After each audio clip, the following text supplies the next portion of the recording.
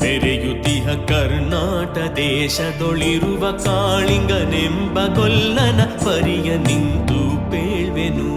ಧರಣಿ ಮಂಡಲ ಮಧ್ಯದೊಳಗೆ ಬೆರೆಯುತಿಹ ಕರ್ನಾಟ ದೇಶದೊಳಿರುವ ಕಾಳಿಂಗನೆಂಬ ಗೊಲ್ಲನ ಪರಿಯ ನಿಂತು ಪೇಳ್ವೆನು.